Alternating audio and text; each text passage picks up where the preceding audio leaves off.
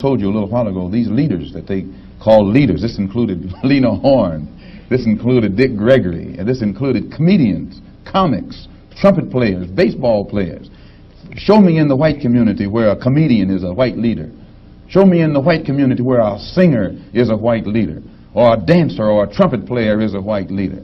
These aren't leaders.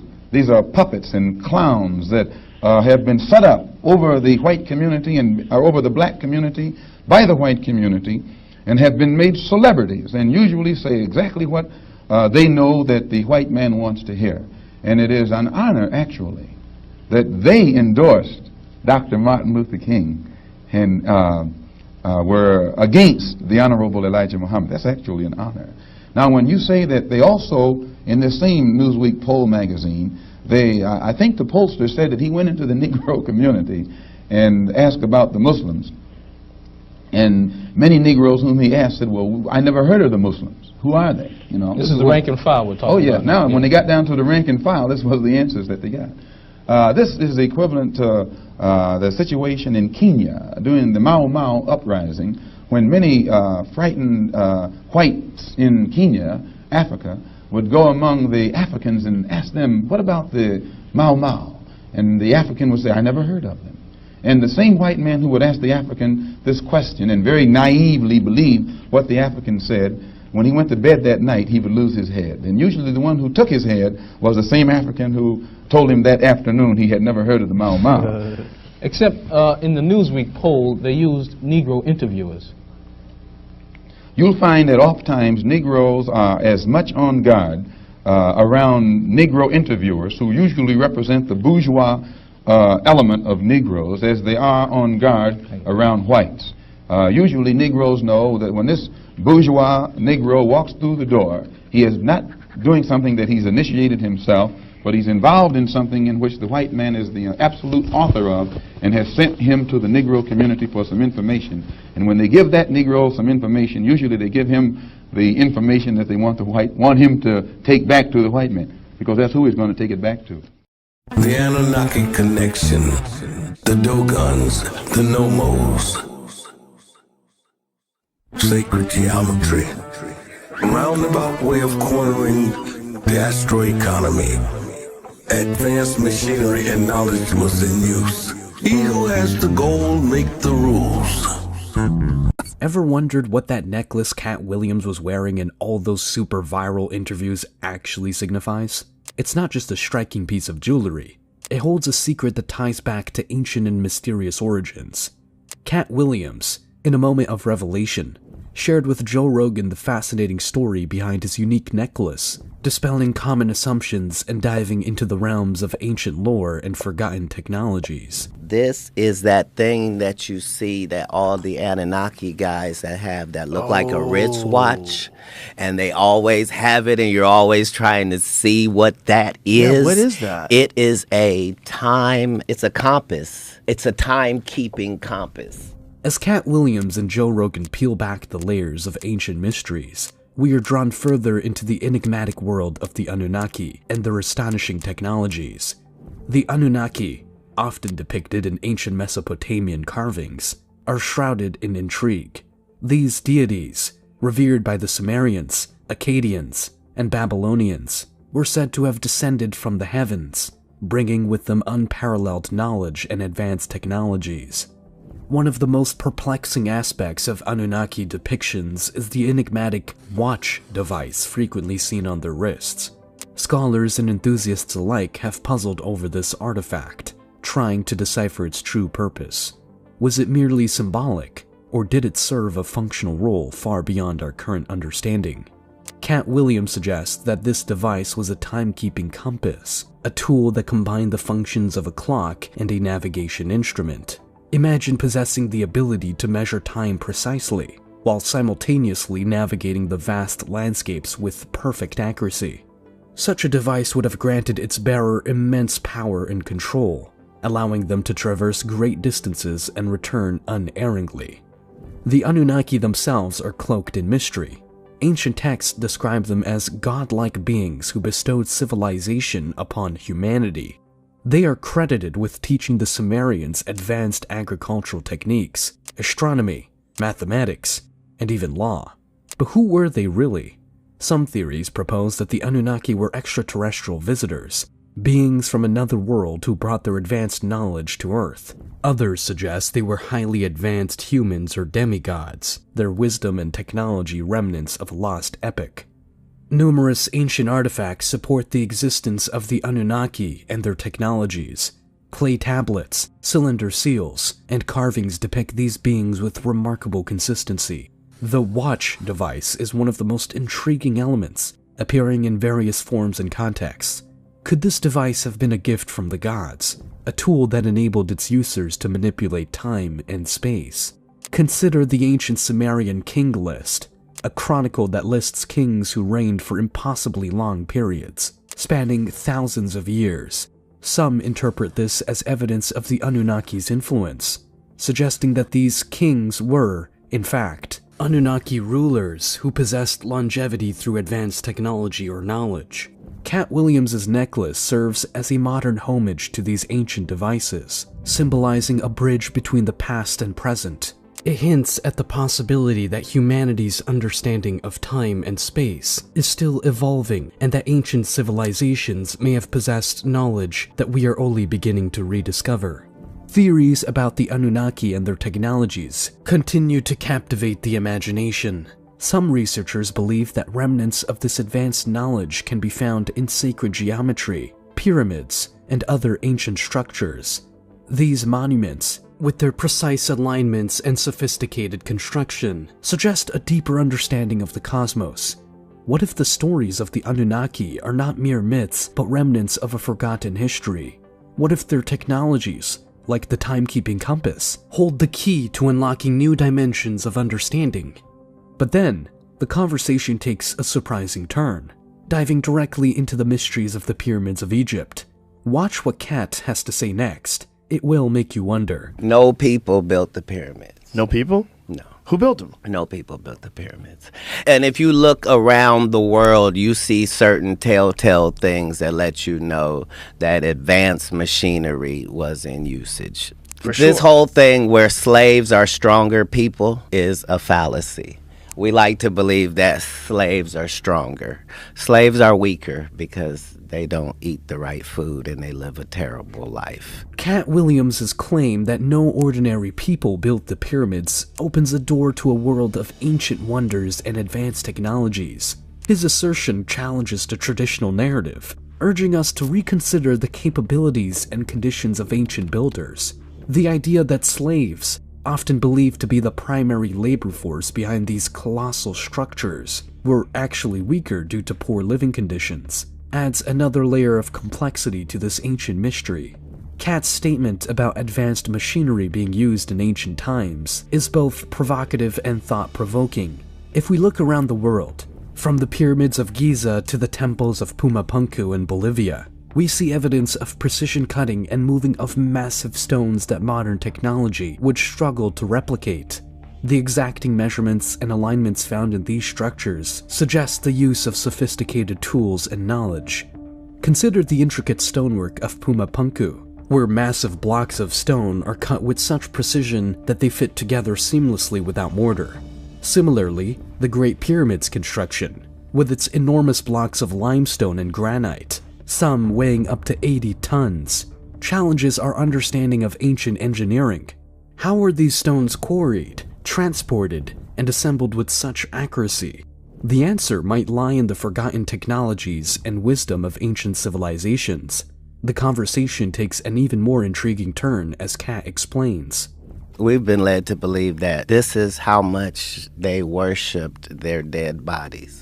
But the evidence doesn't show any of that. Like when you see inside, when they have those intricate carvings and paintings and stuff in gold and stuff, you have to remember this is in a windowless room, folks. There's no candle soot. There's no, it's clearly a power plant and built specifically for that location on this planet. This statement invites us to reconsider the purpose of the pyramids. Traditionally viewed as monumental tombs, the lack of soot on the walls in windowless rooms indicates that the ancient Egyptians did not use conventional lighting methods such as torches or candles. This raises the question, how did they illuminate these intricate interiors? Katt's suggestion that the pyramids functioned as power plants offers a tantalizing alternative. Katt continues. What do you think it was powered usage. by? The hot water springs underneath it. The concept of using hot water springs as an energy source for the pyramids hints at an advanced understanding of geothermal energy. This idea aligns with theories suggesting that the pyramids were built with a specific knowledge of Earth's natural energy grid, possibly utilized to generate power. The intricately carved hieroglyphs and paintings inside the pyramids, created without any visible means of lighting, further support the notion of advanced technology. The precise and complex nature of these carvings implies that the ancient Egyptians had access to light sources far beyond our understanding. This leads us back to the Anunnaki and their supposed advanced technologies. If the Anunnaki did share their knowledge with early humans, it is conceivable that such knowledge included the use of advanced machinery. The watch device, a timekeeping compass, hints at a level of technological sophistication that could extend to construction methods and tools. The Anunnaki, known for their supposed mastery over time and space, might have also imparted techniques for manipulating massive stones and achieving precise alignments. The notion of advanced machinery is not limited to Egypt. Around the world, ancient sites exhibit signs of high technology. The stone structures of Easter Island, the megalithic temples of Malta, and the intricate carvings of Angkor Wat all point to a global phenomenon. Could it be that a shared, advanced knowledge once existed, only to be lost or hidden over the millennia? These enigmatic sites, scattered across the globe, challenge the conventional understanding of our ancestors' capabilities. Katt Williams' insights compels us to re-examine historical narratives. If slaves, weakened by harsh conditions, were not the primary builders, then who were? Skilled artisans and laborers with access to advanced knowledge and tools? Or perhaps a more enigmatic answer lies in the involvement of beings like the Anunnaki, whose influence and technologies remain a subject of speculation and wonder. In conclusion, whether we're exploring the Anunnaki, the pyramids, or any of the countless ancient mysteries and hidden technologies, one thing is crystal clear: everything stems from a deeper source. Be it the vast expanse of the universe, or an intelligence beyond our comprehension, something profound underlies our reality and breathes life into it all. I call this source God. Throughout history, across different cultures and civilizations, humanity has been in a relentless pursuit of something greater. This quest for understanding, inscribed in our very essence, unites us all. Ultimately, all these paths, no matter how diverse or ancient, lead us to the realization of God, the ultimate source of all knowledge and existence. The greatest trick is to make us believe that people back then were dumber and we're smarter. Right. And that whole thing is a fallacy. Yeah, that's And definitely not real.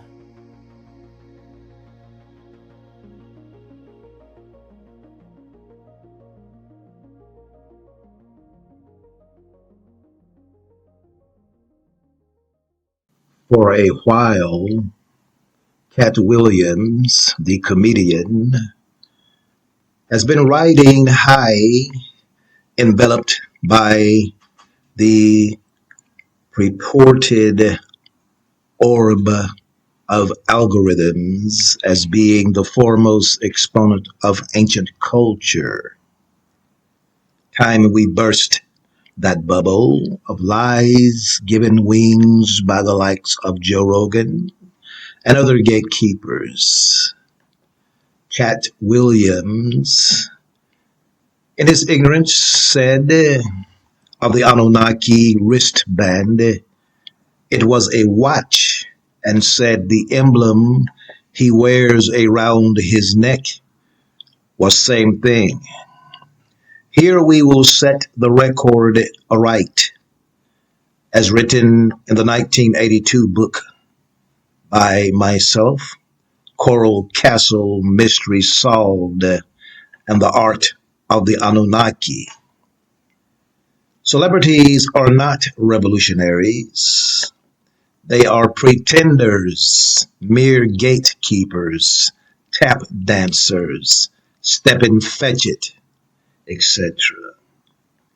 Okay, let us dive into the ocean of black truth deeply. First of all,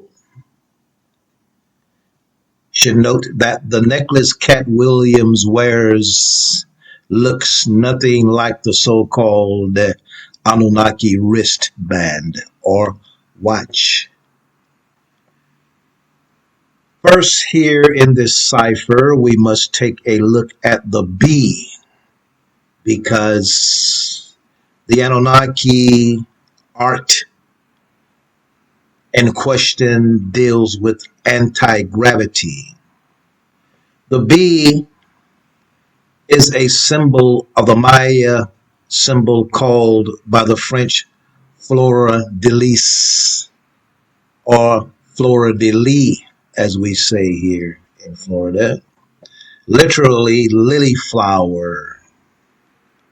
And we can connect easily the bee to the flower. This symbol found by the French when they came to now what is known as northern Florida, the Fort Caroline area, was used by the Olmec Maya called Mayacan in Florida. It was a symbol of royalty, the fleur de lis. This is also a symbol of ancient Anunnaki technology known as anti-gravity. Note that Olmec and Anunnaki are the same people. Enki or Thoth, same person, left Egypt around 3113 BC and traveled to Central and North America with his boys. Here he was known as Quetzalcoatl, the plumed serpent. Next to the larynx in the bumblebee's throat, there's a tiny hollow tube that acts as a resonance cavity that accumulates frequency. When the bee starts beating its wings, it goes, i.e., it does this to accumulate frequency, which bounces back and forth in the resonator cavity until it reaches the same frequency of the earth, known as the Schumann frequency. Once the bee reaches the same frequency as its surroundings, it evens out into what is known as 0 point. When anything reaches 0 point, you can then change the energy. The bee is now free from the gravitational influence around it, creates its own little magnetic bubble, and hovers around. There are some lizards and hummingbirds that do the same thing. You are now in tune on the one, the force itself of this time. We call it the Holy Master Blaster Jamming. I am Ital Iman. The death mask of the 18th dynasty pharaoh Tutankhamun, which famously depicts the pharaoh adorned in alternating black and yellow stripes or bands, just like a bee. This is the technology of the Anunnaki, anti-gravity, and that's what the so-called Anunnaki handbags, anti-gravity devices. You are now in tune. I brought this information to the public in 2018 from my studies done in the year 1982. The fleur de lis, or flower de lis, is a stylized lily in French. Fleur means flower, and lys means lily. That is used as a decorative design or motif of many Catholic saints of France, particularly Saint Joseph, are depicted with a lily. Now, we must get into the bee, which is very important here. And from the bee, we get our science. Chromosomes are the structures that contain the genes of an organism. Bees have about 15,000 genes. Most animals normally have two sets of chromosomes. One set comes from the mother and one from the father. They are called diploids or diploids.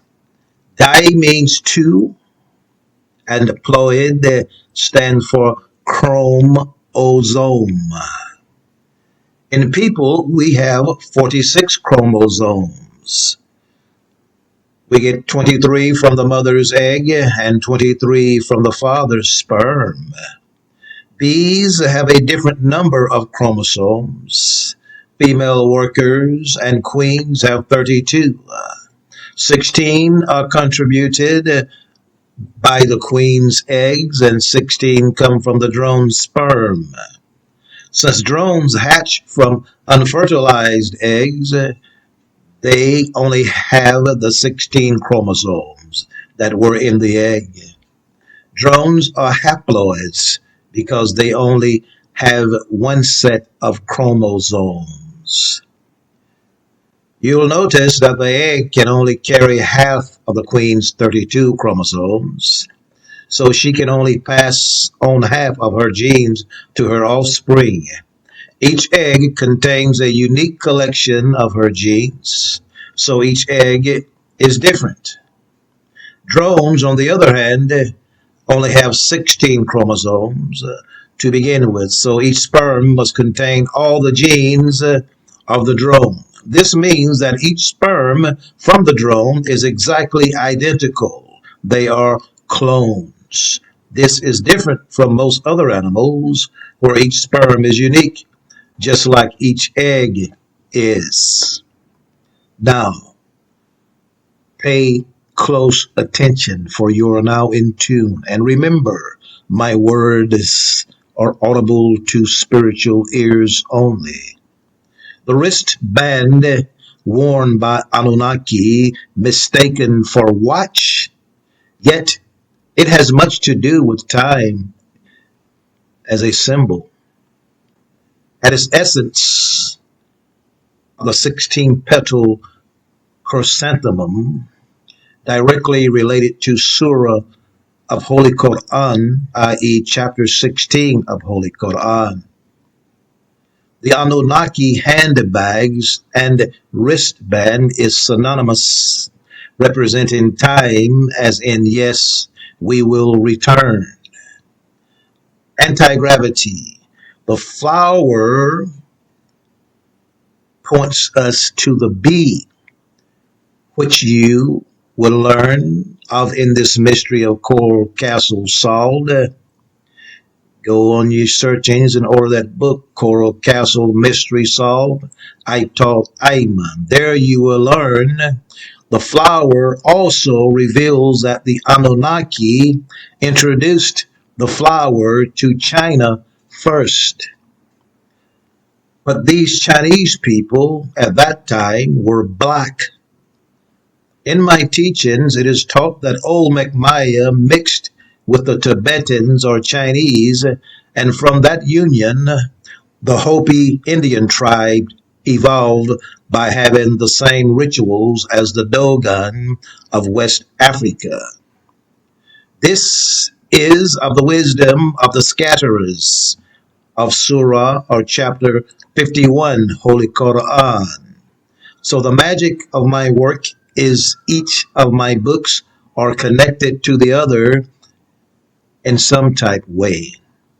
Asked what flower represent their country, Most Japanese are likely to point to the cherry blossoms.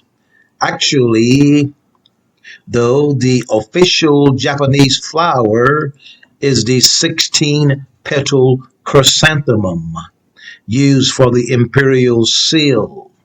Japan has not legally defined national flower or seal, but you will see the imperial seal on the cover of Japanese passports, on some Japanese coins, and over the doors of Japanese diplomatic facilities overseas. Chrysanthemums originated in China and were imported into Japan as a medicinal plant in the Nara period, 710 to 94. The chrysanthemum featured frequently in the Kokin Wakashu anthology of poetry, compiled in the Heian period, 794 through 1185. The chrysanthemum is the symbol of the Anunnaki wristband, notating royalty. Okay, this flower,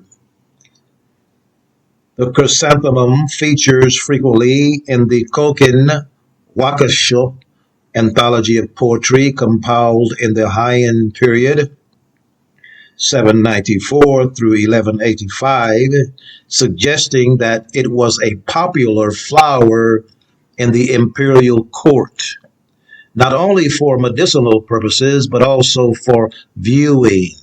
It is believed that the chrysanthemum became the imperial symbol when the Emperor Gotama, 1180 to 1239, chose the flower as his personal emblem. You are now in tune. Florida, we must go here, is Atlantis. If Atlantis is to be found, or if Atlantis is found, how can we verify its correct location? Plato gave us the story of Atlantis, but during the time it flourished as a kingdom, sailors in Europe were using grid coordinates to travel to and from Atlantis. The grid coordinates were recorded and passed down through the ages long before Plato was born. It was written in the Sanskrit and part of the Mahabharata, or the oldest Hindu Puranas. A passage in the Vishnu Purana locates Atlantis between the grid coordinate 24 to 28 degrees north latitude, which inevitably leads us to North America. The 24 degrees coordinate lead us to Miami, and the 28 degree coordinate leads to Cape Canaveral, Florida. This puts Florida's plain in between the coordinates. Other details and ancient sources describing Atlantis can be found in our work, in our blogs. But we mention that because currently everybody's waking up saying that we are the indigenous. We were here before Columbus. Yes, we was. No doubt about it. But my personal research found that Atlantis was in the Tampa Bay area. And they use artificial sand called mica to raise it up out of the ocean. Now, this sand, mica, is artificial. It is the official sand of Florida. A few years ago, I believe it was 2020, we went down that area around Tampa Bay and checked the soil there. It's like thousands upon thousands of miles of that sand. It's artificial. No other sand in the world is like that sand. You are now in tune on the one, the force itself this time. We call it the Holy Master Blaster Jamming. Flora de Lis, or Flora de Lis, the flower that represents the imperial seal. You could hear Florida, which means place of the flowers. So here in Florida is a very special place. It is the place where the only gopher's wood can only be found here, the wood that the Bible says that Noah built his ark. And there is a white boy in cyberspace that brought the information. But your brother Ital Ayman, and you could check the Holy Book of Wonder if you think I'm lying. I brought that information forward in 1982. I brought that information forward. I get right back with you. I brought that information forward in 1982. I brought that information forward. You are now in tune on the one, the force itself this time. We call it the Holy Master Blaster Jamming. So check the work out here at the Rastafari Mystery School.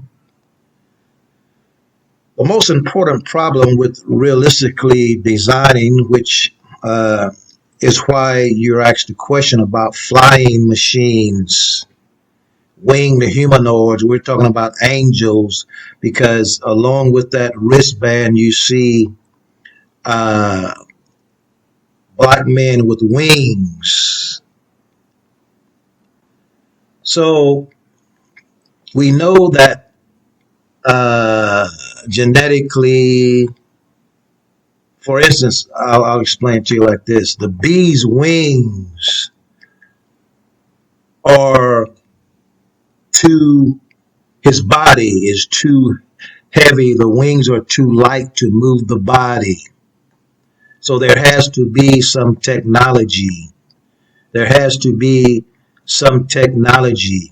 So we told you how next to the larynx in the bumblebee's throat, there's this tiny hollow tube that acts as a resonant cavity. So when he flaps his wings, he changes the gravity around him.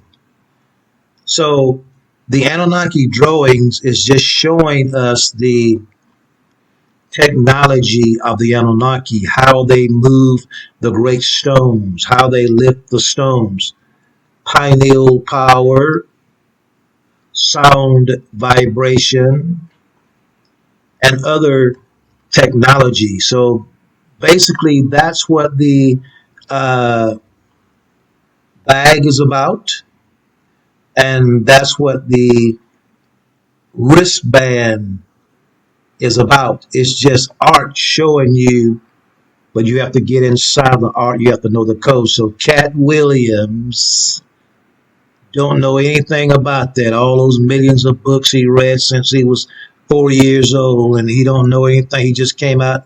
What those people know is that the masses are ignorant, and they will believe anything, and they always follow celebrities. So we hope we have cleared up a little bit here for you. And all you got to do is check our workout. You are now in tune on the one, the force itself. This time we call it the Holy Master Blaster Jamming.